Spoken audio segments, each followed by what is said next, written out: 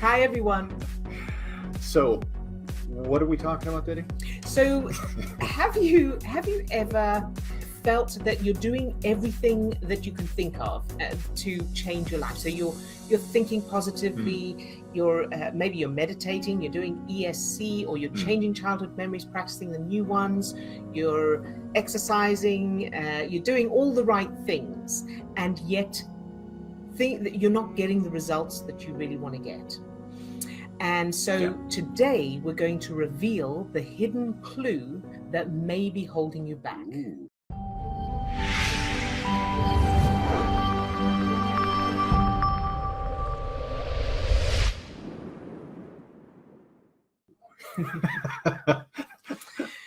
So we all know that, one of the things we teach is that where you put your focus determines the chemicals that your brain and body are producing, which in turn determine how you feel and also have an effect on your body. So stress chemicals, which means any kind of negative emotion, one of the main things it does is it shuts down the prefrontal cortex of your brain, which means your cognitive thinking isn't working effectively.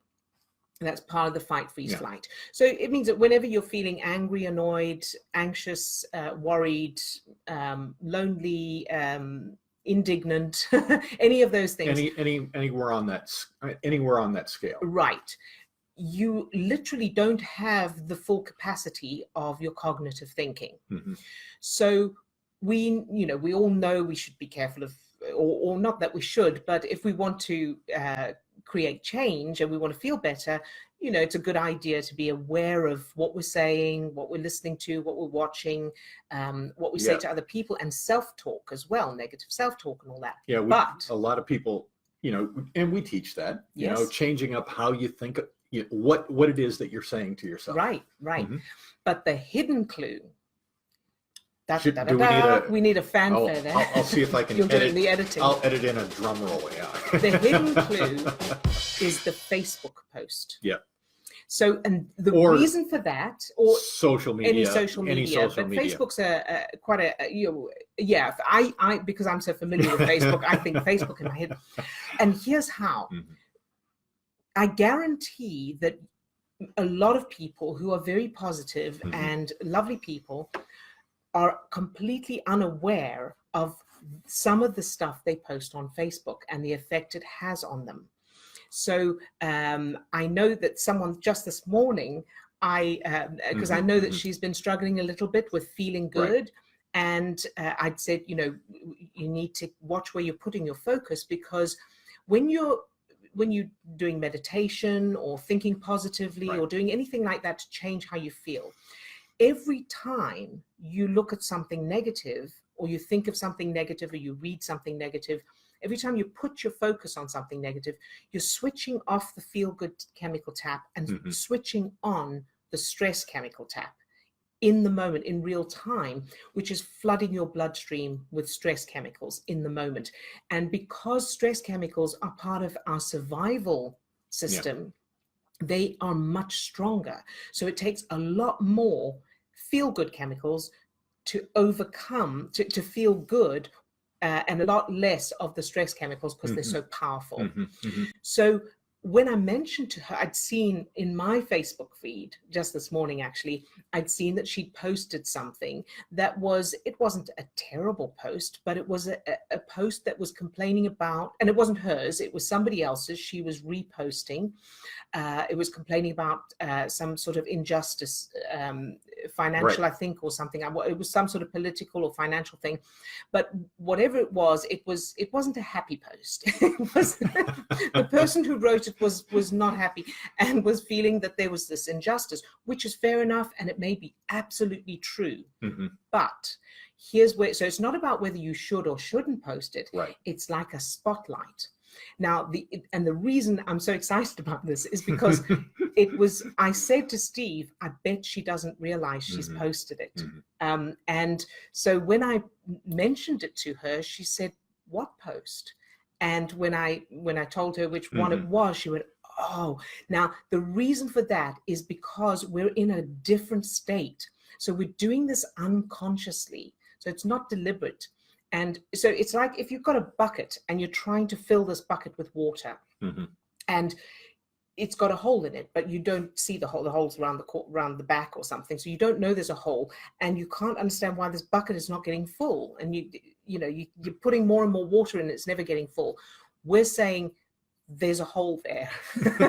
That's all it is. So if you have a look at your Facebook feed, your Facebook page, your own profile, and just scroll down and have a look at posts that you've posted over the last however long, depending on how much you post, but just keep going and see if you can find anything that contradicts the idea. Where you put your focus determines how you feel, and you want to keep your focus in the direction you want to go. In other words, do any of those posts contradict where you want to be? Yeah. So, if they're talking about things that you don't want, then that's what you don't want to be putting your focus on. Yeah, it really is like imagining that you're putting yourself on a sugar-free diet. Yeah. So we're not saying that you have to go and that you should or shouldn't do certain things on Facebook or shouldn't put posts on, but if what you're trying to do is to change your emotional state, to gain control of your emotional state, we're just offering a little bit of information that it's like, hey, this is probably causing something too. It would be like if you were on a diet, if you were on a sugar-free diet, and I know this from personal experience that earlier on, years ago when I was trying to do a diet plan, and I really was looking to do a sugar-free diet, I didn't know at that time that carbohydrates converted quickly to sugars. Right. So once I had that information, I was able to see things differently, and I looked, at packaging and that kind of thing differently. So this is the same kind of thing. It's just bringing yourself to a different level of awareness that when we post certain things on social media or share those posts around, we don't necessarily know or notice what's going on internally. Right. But what is happening subconsciously, we're attracted to those kind of things.